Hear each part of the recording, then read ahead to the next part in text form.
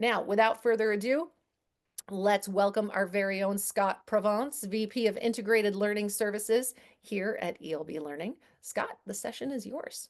All right, Kristen, thank you so much. Thanks to everyone for joining. Happy Thursday. It's been great seeing the chat already blowing up. And let's Kristen and I were talking a little bit before the session. There's a couple of chances to participate to such a degree that we break things. So if we can, let's see if we can bust up this Zoom chat. I don't want to break it too bad, Kristen. I don't want to give you any panic attacks, but let's use we'll use a lot of chat. I'm going to be doing a lot of question and answering just in the chat by itself. If you do have questions, like Krista mentioned, drop them in, raise hand or do whatever it is to shout things out. I'm excited to talk today about this topic, which I think has been getting getting everyone's attention, that as far as I know, how we can involve and incorporate some of these new AI tools, and specifically how we can do that in the world of not only L&D, but specifically training intake processes. How do we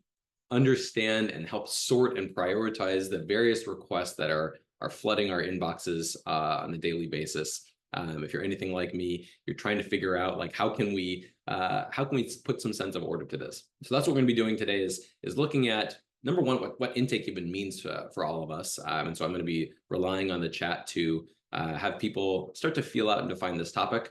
But then also how we can incorporate artificial intelligence and machine learning models and large language models and all of these different things. And then really, this is the personal passion project interest of mine. I always want to be thinking about metrics and return on investment. So we really will be focusing on how we can track and show the value of whatever tools that we're putting into place. Okay. Like I mentioned in the chat, I think I covered the chat. Really quick 30 seconds on who I am, why I'm speaking to some of these things. I think Kristen already mentioned my title and what I do at ELB Learning. My background, I spent most of my career in learning and development. I led L&D at Google Health. I've been focused kind of in the health tech sector, behavioral health. And while I was I think it was right around the time I was joining Google, I got really interested in NLP, natural language processing, machine learning models, obviously what Google was doing at that time with Lambda and Gemini and some of these intensive AI tools that have hit the markets now, that just fed the fire for me. And I won't spend too much time on ELB's accolades, but when I had the chance to come and join Kristen and the rest of our teams from our product and services side, it was just a dream come true for me. And so I've had a chance to continue exploring artificial intelligence in the world of learning and development. And that's what I'm going to really talk to you all and have conversations about today. And speaking of conversations, I really do want to hear from you what, maybe just what drew you to this presentation. I don't really have a learning objective slide, but I want to know what you want to get out of this. I'm going to talk about the intake process, but I want to know what intake means to you. I want to know what people use for their intake processes right now. So maybe a first question to put on answer into the chat is, what do you do for intake right now? Is it just herding cats? Is it firefighting, running around and just trying to address as many requests as I can?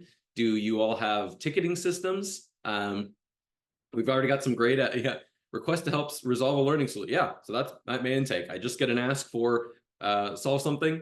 Microsoft Forms. Okay. Yeah. So there's a form like, hey, can I get people? This is sometimes like the first battle, right? Especially when in the companies, when I'm like the first L&D hire, it's like, can I just get a basic system? Can we get like a Google form or a Microsoft form just to get people answering the right questions? Discovery. Yeah. So sometimes this is external discovery. Sometimes it's just internal stakeholder discovery calls. Like, what do you want to get out of this? Request database. Yeah, Microsoft Forms as well. Okay, so a couple of people using some sort of centralized form that's like, at least I can pose 10 common questions. And if you don't know how to answer these questions, you can't put a request in yet. Oh, great one from Jeremy here. Yeah, so customer facing product educate. Yeah, so if I get a notification that there's a new product, like how can I kind of have that triggering response? Google Forms. Okay. So we've got maybe a blend of things. And if you're anything like me, I get these form requests, and then the discovery process really starts. I got to go track down the requester and say, hey, you didn't answer question 3, or you typed in gibber. Like, we gotta get a little bit deeper in this. So some of the ways that I can kind of round up these intake definitions, I like these two. So number one, intake is sometimes just introducing projects into the workflow. So I've got the kind of that production line environment, and sometimes that's where the Google form or the Microsoft form can kind of kick in, where it's like, hey, in order to get a spot on the factory production line, you need to fill out this form, and that's going to ask you questions about what are your requirements, feasibility, what resources do you have, what's your timeline, those types of things, and then we'll set you on the flow.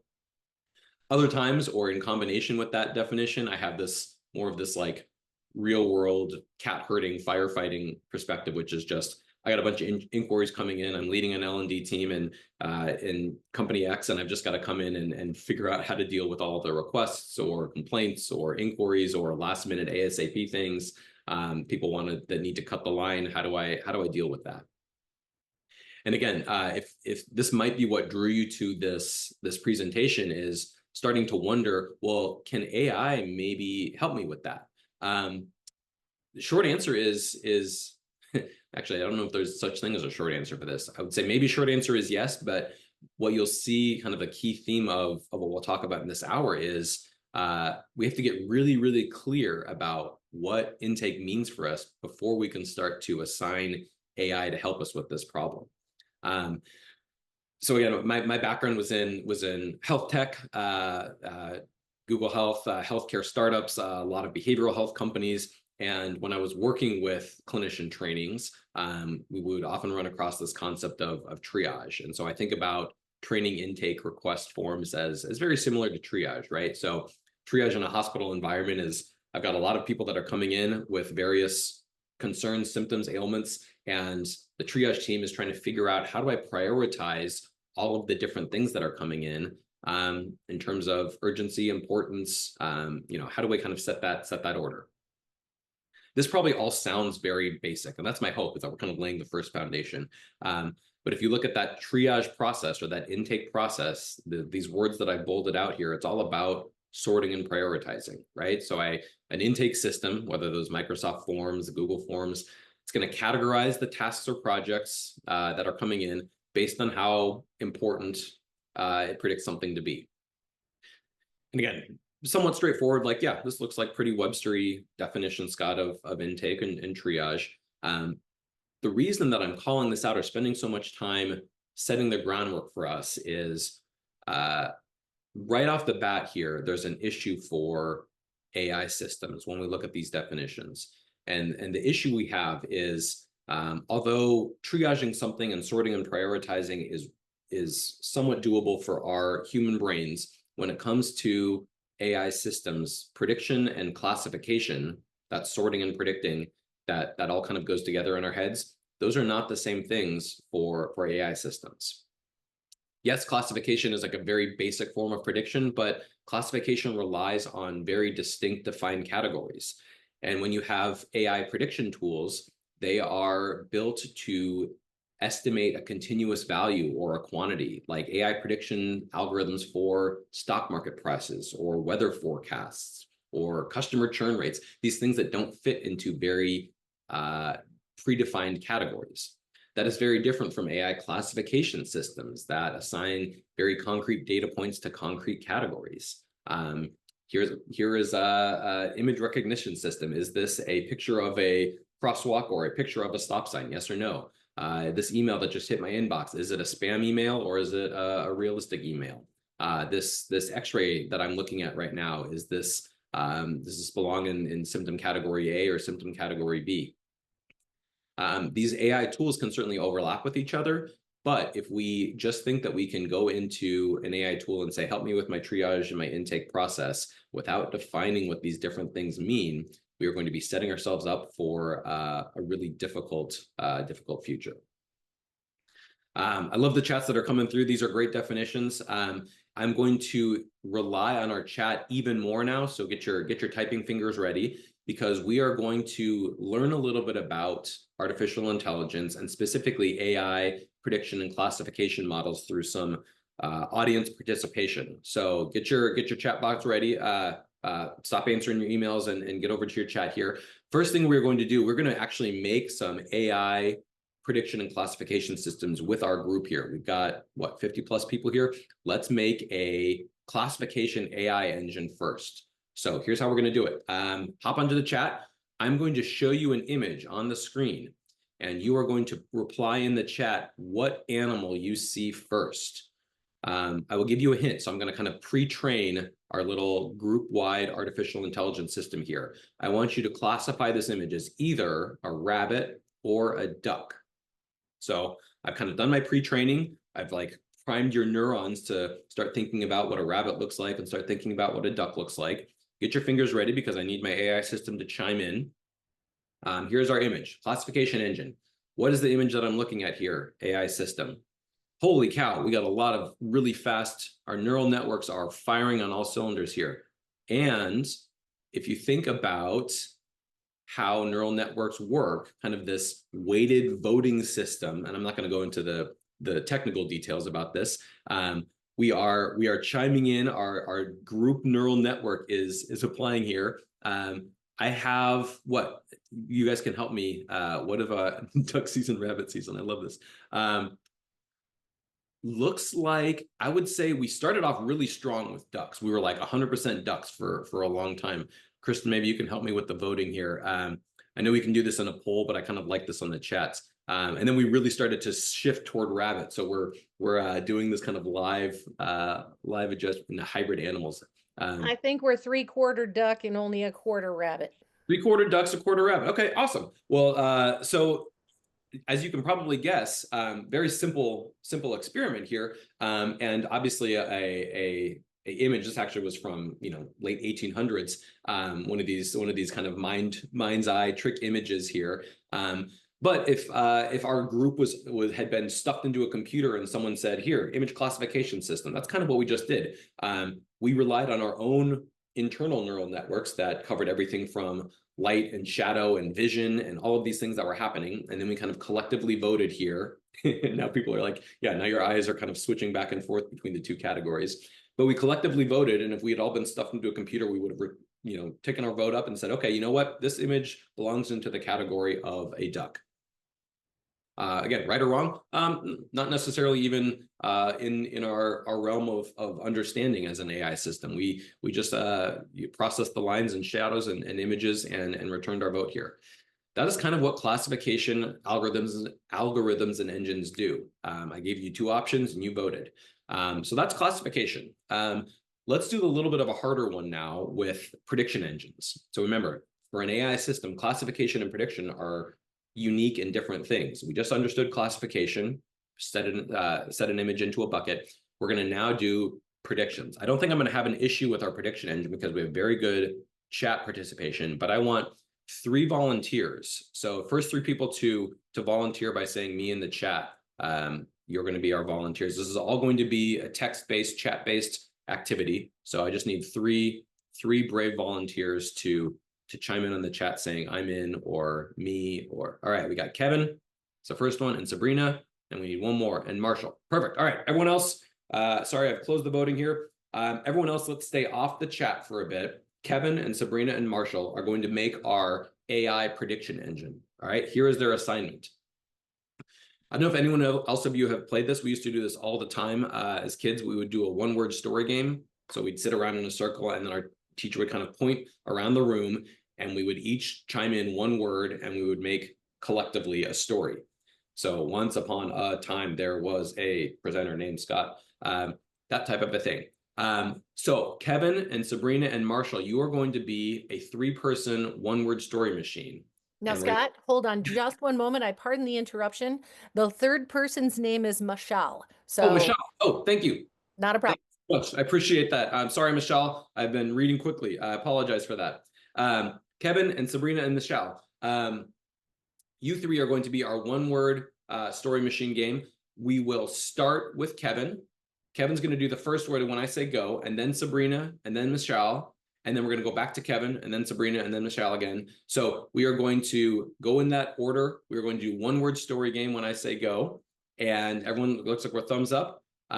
This is how it's going to work. Let's see how we do. So Kevin, start us off with our first word of the story. Lemon. Ooh. All right, Sabrina, what is the next word of a story that starts with lemon? Or even just a sentence. This is kind of cool. Lemon juice. Michelle, you're next.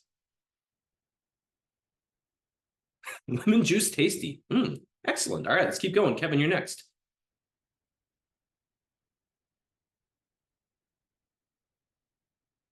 And everyone who's watching on, I think, imagine yourself in this position. How would you finish this? Oh, lemon juice tasty. Sour. Sabrina, you're next. It's almost like a haiku.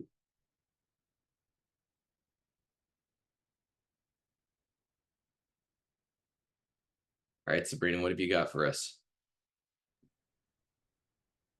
Sour balls. I loved sour balls when I was a kid. Michelle, how would you finish this?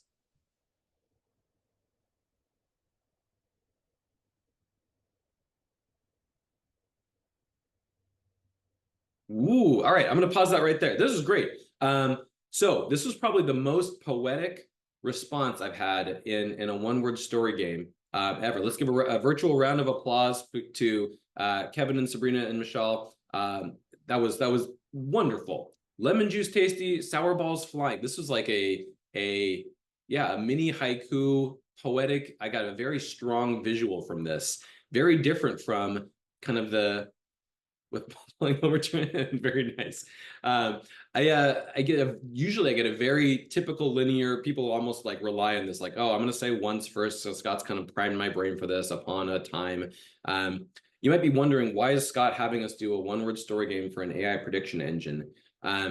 Really, when you think about large language models and what ChatGPT or Gemini and some of these other LLMs that have hit the market now are doing, is they are very fancy, very well-trained, very fast one-word story machines. So you think about our chat group's neural network of 3 today. When Kevin started us off with lemon, kind of this like very unique way to start a story, Sabrina was kind of not stuck, but very specifically had to think about, okay, what do I know about the arc of a story or basic grammar usage or my order in line? Like, how do I kind of create a narrative that would follow the word lemon? That's very much what GPT does when I give it a prompt, like tell me a story. And if you were ever interacting with, especially early versions of GPT, you could tell that it was very piecemeal, right? There'd be these little like chunks of words that are happening, these little tokens that are going to be added next to each other. This is exactly what the LLM is doing, is it's kind of going back to its internal neural network and it's saying, okay, complete the story for me. And even if you look at some of the layers of attentions of how large language models build, every word that hits, it has to kind of go back and say, okay, my current word is it. What does it mean? Well, like, and I have to go back to my history and my memory and say, oh yeah, I'm talking about an animal right now. Yeah, exactly. And from Michelle, like garbage in, garbage out, right? So I get bad prompt, bad output, good prompt, good output. Yeah. It's really funny. And GPT and large language models are trained really well for kind of call and response. But even if I did like a half sentence here, especially in early GPT models, it would just kind of pick up my half sentence and keep going. It's very used to that just auto completion process. So, and again, we think back to that idea of, well, why is this different? Why did you have us go through these 2 little mini exercises? Well, we're using very different parts of our brains as we were completing that, right? And our prediction model that our 3-word story machine just built is very different from a classification model where we're saying, okay, is this a rabbit or a duck? And when you think about applying AI components to this gets infinitely more complex. How do you train a prediction model? Well, you need a really diverse data set. Think about all the different things that our threesome group had to rely on to just kind of get words to function in order before. Entirely different algorithms are actually used when we're thinking about training up models like this. And as much as we might want to rely on the latest and greatest AI tools of today, large language models, they are really good at predicting text. They are really creative. We just saw our three-person story machine create this very unique, poetic image here. They're very good at that creativity, not so good at classifying or predicting. So in order to show kind of where large language models can fall down, let's do one more little mini exercise. If you were like I often am when I'm watching others do a one-word story machine, I really want to jump in and be like, this is what I would have said. So let's do three new volunteers, to give me one more little audience participation exercise. All right, Karen, first volunteer. Give me two more. Oh, and Karen, you're make sure you adjust your chat so it says to everyone, because it looks like you just chatted to the host. But give me two more. There we go. Two more responders who are willing to, brave enough to venture into our chat panel here and participate. Otherwise, it's going to be me and Kristen. Yeah, and you don't want that. All right, Y'all aren't bots. there we go. Yeah. All right, we got Karen and Rashid and Nicole. There we go. Why not? Okay, so we're going to do that same order. We're going to do a very similar one-word story game with Karen first, then Rashid, and then Nicole. And chime in if I want to make sure I'm pronouncing right. We're going to go in that order: Karen first, then Rashid, then Nicole. When I say go. Again, we're going to do it. This is going to operate very similar to a GPT-based large language model prediction engine. However, instead of asking you three to write a one-word story, I want you to write a one-word answer in the sentence format to a question I'm going to ask. So just like you kind of see in the example here, we're going to start with Karen and then Rashid and then Nicole, and then back to Karen, then Rashid and then Nicole again. You're going to form one word at a time a sentence-based answer to a question I'm going to ask. Make sense? Okay, the question I want to ask my little three-person GPT expert machine here. Here's my question. How many professional sports teams are there in the city of Seattle, my hometown? All right, Karen, you are the first word of our one. Oh, there, perfect. All right, Rashid next. R. Nicole, up to you. Unless you can think of another word that can creatively move the answer down the line. There are 50. All right, Karen, back to you. Finish our sentence here so we can answer my 50,000. Love this. Professional, good. Nicole, you're next. Teams. All right, period. Virtual round of and then yeah, let's keep it going. It looks like Rashid, you're gonna round us out here. In Seattle, period. All right, virtual round of applause. Great job for our three-person story machine. So Scott goes into his little large language model that he just created with our wonderful neural network, and we got a great answer. Very official. It sounds very confident. Scott asks his large language model, how many sports teams in Seattle? And the response is there are 50,000 sports teams. 50,000 professional teams in Seattle. Yes, I turned all of you into my personal LLM machine. And again, this might seem kind of like a silly way to understand LLMs. This is really what they're doing. Again, we are priming ourselves and our neural networks to finish the sentence. And what happened in this second round? We were off, yeah, and something really weird happened.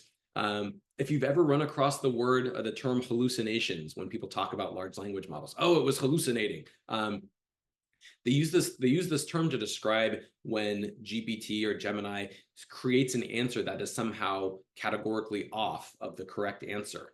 I love this quote from the MIT press reader where it's really kind of challenging that term and saying, well, it'd be wrong to say that only the wrong answers or the incorrect answers are hallucinations. Everything that GPT does is a hallucination. It is a system that is all built on predicting patterns and structures and probabilities based on one word at a time. Yeah, so this is I hallucinate all the time. Yes, Michelle, exactly. That's exactly right. Okay, here's the kicker, right? I went into Gemini and GPT side by side, and I asked them, how many professional sports teams are there in Seattle? How do you think they did? Two different answers from two different large language models, even the ones that are best trained in the world right now. Well, arguably, GPT says there are 8 professional teams in Seattle. Gemini says there are 6 professional teams in Seattle. So even in our highest trained kind of multi-million billion dollar organizations putting out these machines, we have a similar issue when we are asking predictive AI to answer something that is not necessarily designed for a prediction-based problem. I'm going to pause here to see if people, I'm going to let this kind of just sink in and see if people have questions about this. So we just covered a lot of stuff. I know that we started in intake, in the world of intake and training, and then we migrated into these different families and these different systems of AI machines. And in kind of very, I don't know, elementary ways, did these little games that helped us understand what does a classification algorithm do and what does a prediction algorithm do. So hopefully that's sinking in and putting on some light bulbs for folks. I really do. I love using my one-word story game to help people understand large language models. Please do feel free to use that in your orgs when folks are saying, well, I still don't understand what a GPT is. Well, let's sit down for a minute. Let's do a one-word story game really quick. Kristen, any questions that we're getting in the Q&A? As of right now, no, but if anyone has a question, please pop it over to the Q&A bubble. It's right over by your chat and where you could possibly raise your hand in the toolbar. And Scott will do his best to be your own little LLM guru. That's right. Hallucinations will apply. Cool. Well, hopefully this is, again, starting to, we're just kind of building brick by brick right now, but we're building up some foundations. We're going to get back to using AI and training intake, but hopefully you can see what I'm doing right now. We first wanted to define what the heck is intake, and can we kind of agree or even just explore as a group how we handle intake right now. And this is kind of a mix of things. There's, I just run around and I try to put out fires versus I have a form and I try to force people through that form. But then there's challenges with who does the form and how we do the form. And can AI help with this? Maybe. But we first have to figure out, what are we trying to do with AI? Are we trying to classify things? We're trying to predict things, and what's the difference? One of the things, so I'm gonna keep moving forward. A lot of this is kind of clicking with folks so far. What I want to move forward with next is, again, you can see even with these professionally developed large language model algorithms, we're still running into issues of categorization and classification. With this one little question I was asking, you can probably see that maybe the breaking spot is a couple of things. What do I mean when I say professional? I happen to know there's a professional ultimate Frisbee team in Seattle. That didn't make either of these lists, which I'm kind of disappointed about. Maybe because the definition for sports doesn't count ultimate Frisbee, or maybe it's professional. It doesn't count when you get paid whatever $50 a game versus multiple thousands or millions. Maybe it's the definition of the city boundary. GPT included a team from technically based in Tacoma, which is just a little outside of Seattle. So this idea of what do words mean actually does incorporate and get folded into our understanding of AI tools. And we need to think about how we understand and define words as we start to incorporate, or even as we start to think about incorporating large language models into our work. Yeah, from Michelle, great example here. Range of GPTs, including Copilot, to generate a range of content. Yeah, AI agents for specific job roles. Well, that'll be really interesting to talk through at the end of this when you start to see some of the applications. This is great to see. So yeah, so what does professional mean to you? What does sports mean to you? What does a city boundary mean to you? Thinking about some of the words that we use in our day-to-day work, or even in our intake processes, can actually expose not only the challenges that we face, but maybe the challenges and the parameters we need to be able to draw for AI before we can then start to include an AI tool in something like an intake process. Imagine you had your MS form or your Google form for your intake process, and a stakeholder or a subject matter expert came back and said, this project is it's always going to be valuable to us, or it's going to be a serious possibility that we can launch this in the next quarter, or this is rarely an issue, but I think it's still important. Think about these words and think about how much certainty they represent in your head. If someone says one of these words, what is the highest probability in your mind? And I'll post that into the chat right now. So look at this list of words and put in the chat which word to you represents the highest probability that something's going to happen.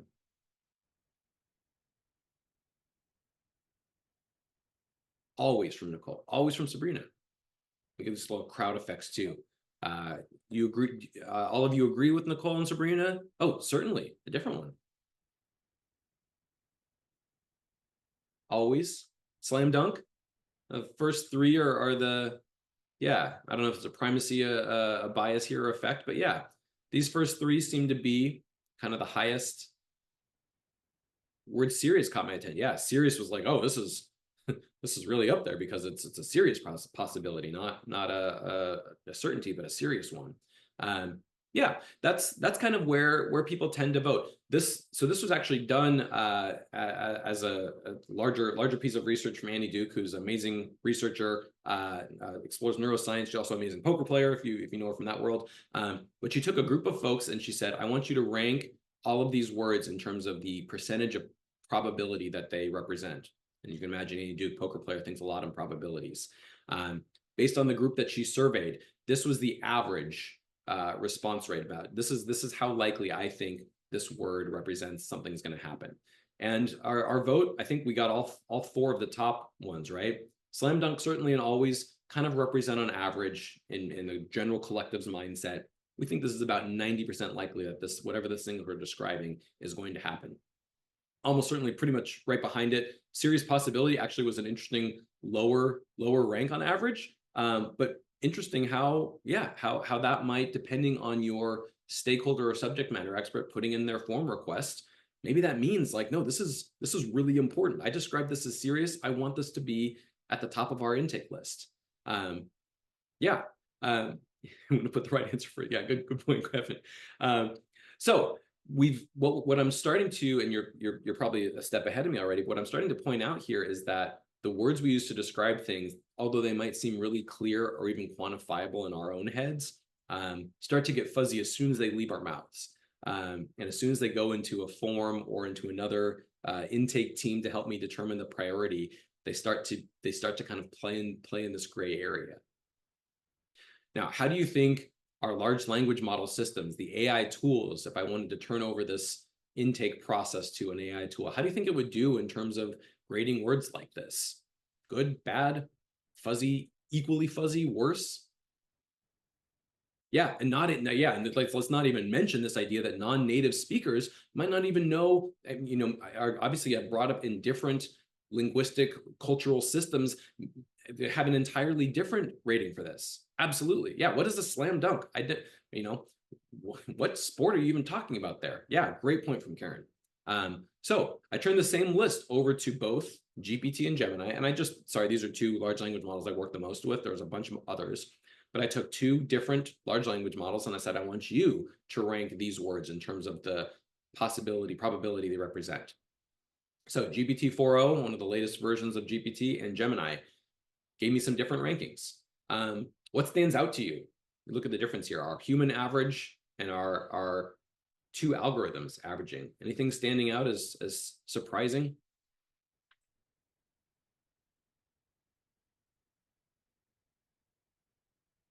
One of my favorite things. Yeah, absolutes, right? Yeah. One of my favorite things that came here is, right, humans, when we say always, collectively we say, well, not always, Scott. I mean, like, this is always going to be case in like 90% of the time, or this is never going to happen. But like, there's still a 10% chance that this will happen. You ask a GPT or a Gemini, and it's no. I'm a black and white computer, so 100%, 0%. Okay, so that by itself is kind of interesting for me. If I'm creating an intake system that has an input of an always, my AI might rank and measure that very differently than my human group where this training might actually hit the ground. Yeah, don't get slang, don't understand slang. Certainly, that's going to be a major problem for large language models. Here's another thing that was really interesting. Just between our two algorithms, we have a 20% difference. Back to this, I forget who'd mentioned it here, this serious possibility. And it's probably that word serious, but GPT really anchored on that and was like, oh, this is pretty likely versus Gemini, yeah, possibility, 50-50 chance, coin flip. Another interesting one here. Do they get humor? Really good question. Yeah, that'll be a whole other webinar topic of can we get GPT and Gemini to understand humor? Can Scott understand humor? I don't know. Another really interesting one. Based on the different AI large language model I'm using, I'm going to actually end up with a different ranking system where if someone said rarely and I'm using Gemini, they're going to rank that higher than low probability versus GPT ranking it in a different order. So these types of things may seem kind of silly, but words matter. And even a single word from my system might trigger this cascade of analysis that if I just plugged an algorithm and said, just sort my intake requests, we're going to get very different results. The last little piece of data from Duke's study was just the range of human responses. So again, this was the average human responses when they ranked this order. Any guesses as to how wide the human response range could be for these words? Like, was it between 88 and 92% that people thought this was a slam dunk? No. 50% range of a minimum and maximum answers for all of these, almost all of these answers, right? What I mean by that is some of the participants from Duke's study said that always was indeed 100%.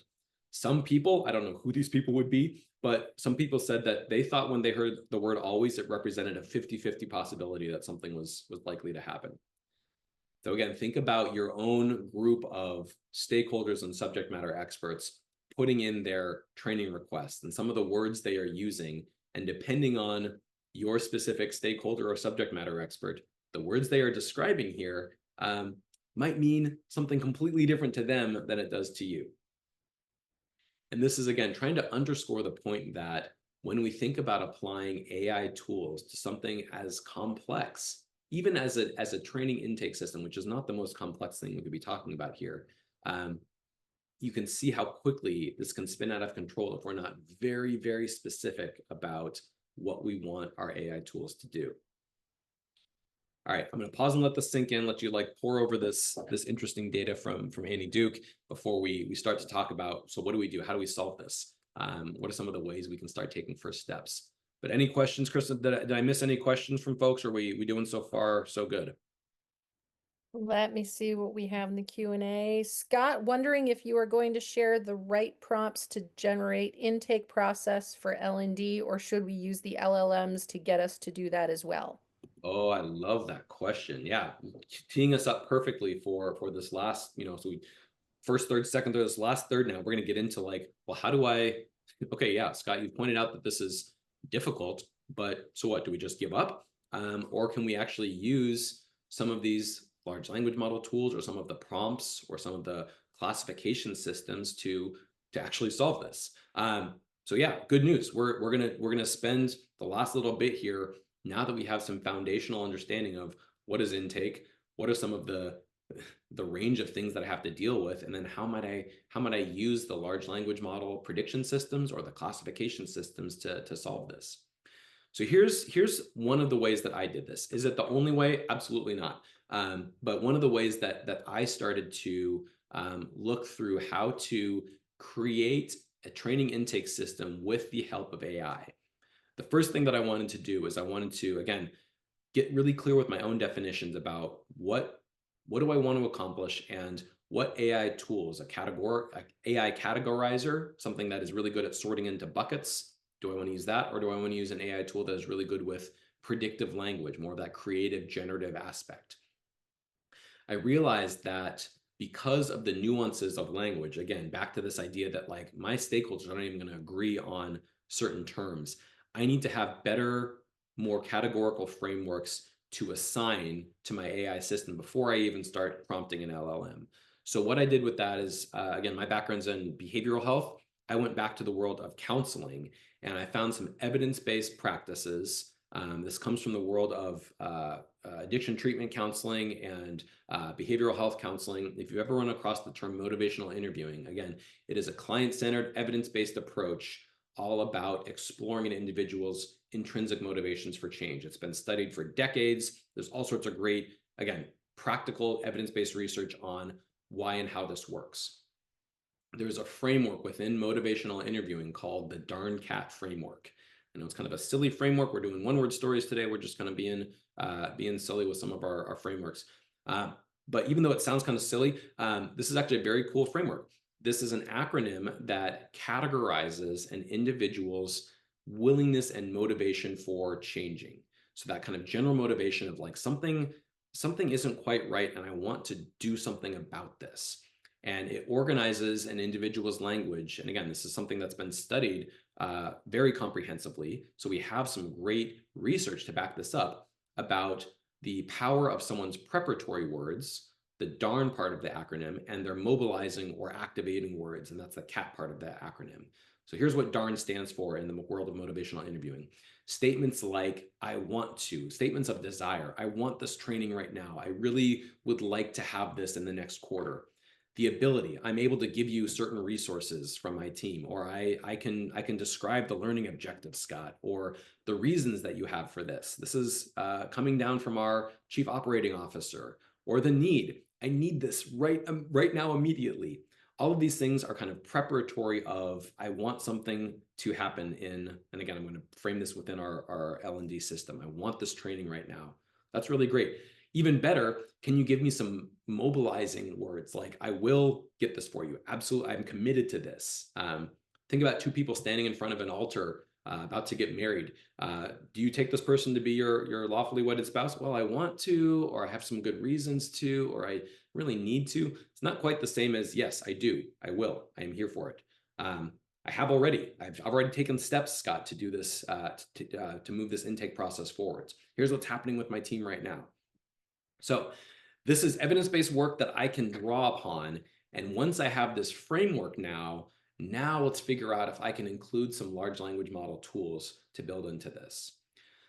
Some people had mentioned they use Microsoft Forms, Google Forms. I've used those a lot as well. So I have a very basic training triage form. I'm going to give you the link to this form in the chat. This is actually a live form. You can play with it right now. I will say this is a demo-based thing, so please don't put in like real company-sensitive data or your social security numbers or anything like that into the forms. But if you look at the form I just put into the chat, it basically asks you, again, for demo purposes only, imagine you had a training need. Describe that need to me right now, just really quick, and then submit it. This is our triage process. So let's say I get two different inputs right now. I got one on the left and one on the right. We need to update our compliance training pretty soon. I want your team's help. Okay, cool. Versus stakeholder number two, I need to roll out the training immediately. I've drafted a timeline. We can start the updates next Monday. I'm committed to reviewing the content by Friday. We're ready for deployment. I've spoken to your manager. I've gotten you the coverage. Which stakeholder would you want to work with? Maybe this one's a little too, I've already spoken to my manager about that. So that's a bold step forward, but I would say this one, right? I've got a lot more darn cat language. I've got need statements, I've got reasons, I've got commitments, I've got activation steps. All of this stuff is happening. And I would say, again, from a quantifiable perspective, I can categorize this language pretty clearly. I've got a need and I've got a want, but I've got someone over here who's already taken a lot of steps towards this. So now that I've got some benchmarks, some linguistic stakes in the ground, now I can involve my AI system. Imagine what GPT or Gemini could do in terms of just parsing language. I could go into a GPT and say, what are some synonyms for needs? Or if I gave you a bunch of statements from 100 different stakeholders, could you analyze all of the statements that represent a need or a reason for doing something, or a commitment language, someone saying that they will or they're able to? So I can take all of these different forms. And if you've opened up the form on your own, we'll have a couple minutes here where you can actually do this right now.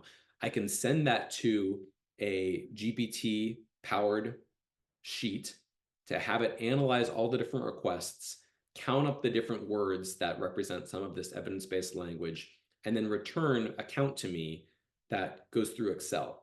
Now, why do I take GPT and I have it just provide a number of things? Remember, predictive-based systems are really bad at categorizing. GPT is not a great counter. I know that the latest models are trying to say we're better at math. Still not great at math. So can Excel count up things? Yes, absolutely. Excel is very good at recognizing numbers and counting things and saying what is a higher number. So this system that I've just kind of described here is actually live and running, where as a stakeholder inputs their triage request, it goes into a GPT system, looks for all of the different linguistic clues that might match my motivational interviewing framework, and then give me a count of that, which Excel will then prioritize for me. And then GPT will also summarize the most high priority requests that we get, that all stakeholders can then see as a single response how they're doing. Let's see this in action. I will actually show you how this works. I'm out of my order now. I will show you how this works in a live feedback environment. So here's the form that you should be seeing on your own screen. You're again welcome to play around with this right now. Let's do one live. What are some of the industries that you're working within? Someone give me on a chat a training request that you might have. So Scott P is the subject matter expert.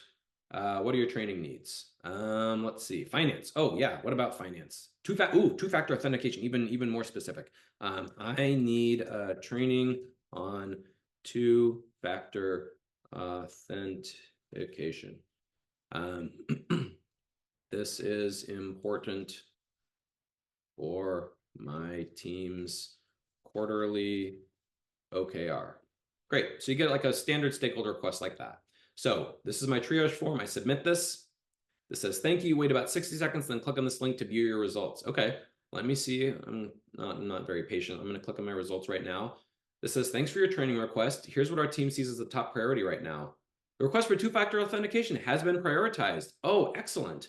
So my training updated based on the response that I got, probably because I don't have not many other people live putting in answers. If we go back to the kind of the back end model, this is what's happening on the back end. I'm getting a bunch of different responses. They're all going into a form, and that form is then getting evaluated thanks to GPT for different desire, ability, reason, and need statements.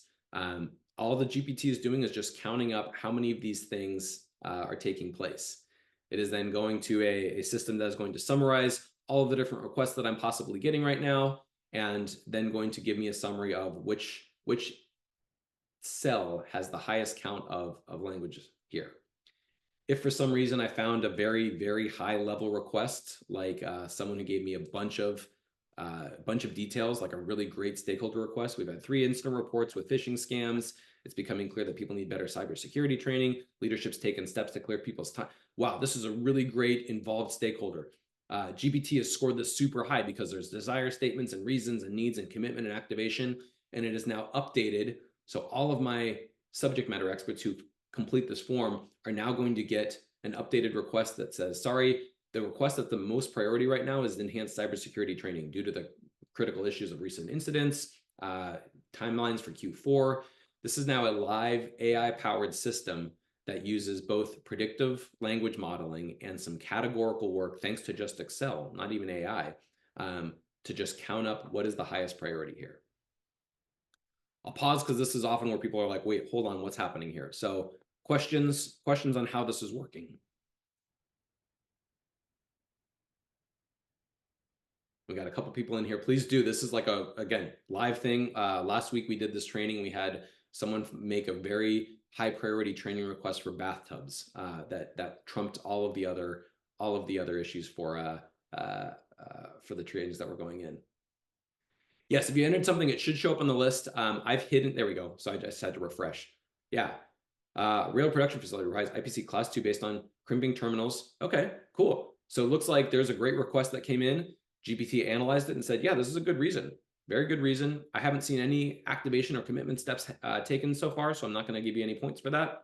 I need a training on two-factor authentication. This is important. This is the one that we did together. So I win so far because I've got 2. And therefore, Excel counts up 2 is better than 1. I'm going to put this request up to the top, and I'm going to ask GPT to summarize. I'm going to say why this is the most important. See if I can get any more. Not yet. This is something you can take after the course, after the class here. This is going to stay live. I think I've got like 30, 20 maybe more slides, or 20 more cells before I run out of GPT tokens. Play around with it. See if you can get a higher request to take over our two-factor authentication. So I know this is kind of like a little like mini example of how this works, but hopefully you can see here the importance of framing out the problem before I just throw this over the fence to large language models. I had to get really clear about what are LLMs good at, and it's not necessarily counting, it's not prioritizing from a categorical perspective. They're very good at understanding language, just like our 3-person one-word story teams were showing. It's not until we get clear on the problem we're trying to solve that AI tools can really help us there. Scott, we do have two questions in the Q&A bubble. The first one is, are we able to see the Excel file and how it processes? You can see the Excel file. I can't give you access to it, but yes, I can show you. I can show you what that looks like on the back end screen. Basically, this is a integration that I've done with GPT where I'm importing feedback from a Google form into Excel. That process is then going into an integration with GPT that is just plugs right into Google Sheets or Microsoft Excel. And it says, I want you to analyze this inputs of a cell along with some prompting that I gave in a cell next to it. So that's really all we're doing here is just some basic integrations between forms and Google Sheets or Excel and OpenAI's GPT. If you're interested in like how to set something like this up, reach out to me. I can give you the step-by-steps of how to walk through it. But pretty straightforward integrations here. Yeah, good question though. Other questions? The other one was, can we have access to the Excel spreadsheet? And the answer is no, unfortunately not, but he can teach you how to set up one on your own. Yes, I will teach you because it's even better because this is going to be like linked to my own OpenAI account. You're not going to like that, but yes, I can teach you how to set up something like this. Very cool, and yeah, this is one of the most underutilized things that I think in the world of AI right now is integrating predictive language model tools like OpenAI with categorizer engines like Excel. Here's another really quick example. I know we're coming up to time, but again, my background is more in empathy training, behavioral health training, soft skill trainings. One of the things that I did is again recognized that large language models are great for conversations. Imagine our one-word story team. If I was just like, have a creative conversation with me as a one-word story group, they're great at that. They could do that with an infinite amount of energy. Maybe not our 3 people because they need to sleep, but GPT is really good at just creative conversations. So I can create a chat bot that can have a conversation with me based on any industry. So let's talk about two-factor authentications for the next 3 hours. I'm going to have my 100-person call center team practice being empathetic with patients that are calling in. The problem is, now that I have these conversational transcripts, how do I know which ones are representative of good empathy? We don't have a good definition of what empathy is. And I can't just have GPT evaluate things on its own understanding of empathy because it's not very good at that. It's not a good categorizer and a good categorical evaluator. So I actually took another evidence-based practice from behavioral health, and I created a 6-point categorical machine learning model based on a bunch of very specific data sets where if I feed in live conversation transcripts, it can count things like the number of open-ended questions that are being generated, the number of reflective statements, which we also know is an indicator of empathy, the percentage of time you spend talking versus listening, the percentage of the time you get affirmations for being on the right track. These are all categorical things that are linked back to empirical studies that we know are indicators of empathy. The fun part is we can then combine these two tools together and make little empathy training games. Hop on this little conversation chatbot and have an empathetic conversation. And if you say something that's not very empathetic, the screen's going to get darker for your poor little person walking through the woods. And if you say something that's rich in empathy based on our categorical engine, it's going to give you more points and it's going to reward you. And then you'll be able to look at the transcript and see how you did in a line by line setting. Oh, I asked an open ended question there. That was really positively received. Or I got a great affirmation for being sympathetic or on track of what we're saying.